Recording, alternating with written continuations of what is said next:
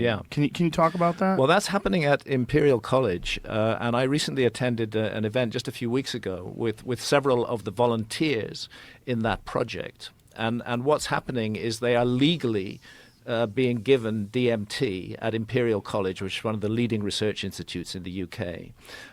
And for the first time ever, they're not looking to find out what are the possible therapeutic outcomes of this. They're actually looking at the experience itself.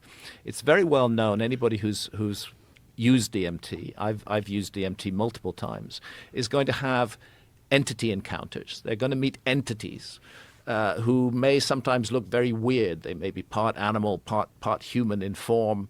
They may be almost formless, but yet they speak to you, they communicate with you. And of course, the mainstream attitude, this is just rubbish, this is just your brain on drugs. Well, Imperial College, they're now testing that view. And what they're finding is that and something else, DMT, as I'm sure you know, Joe, is a very short-acting experience when you smoke it. It's about 12 minutes, maybe less. You're in there, you're plunged into a completely convincing, sometimes terrifying parallel reality. It's so confusing, you hardly know what's going on, and then you're out again. But you come out with a feeling that something's been downloaded to you. In Imperial College, they found a way to keep people in the peak state of DMT for an hour. They're delivering it through drip, through timed release, and they're keeping the volunteers in an hour in that state. So they have time to find their way around the DMT realm that they find themselves in. And the astonishing thing is that these volunteers, both men and women, are all coming back with accounts of meeting the same entities and the same world. And it has to raise the question, and I know Rick Strassman has been on your show.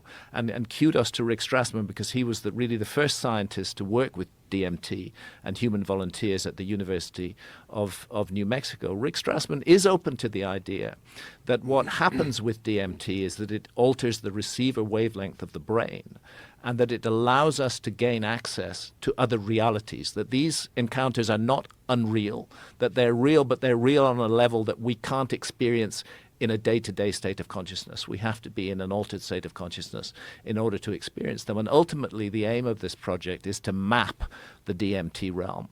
You know, we talk a lot about extraterrestrials and ETs and making contact, and I'm sure the universe is filled with life, and it would be a very good thing to have the tech to make contact, or perhaps not a good thing, with all those other life forms in the universe. But right there in the DMT experience, inside our own heads, we have the opportunity to encounter another world.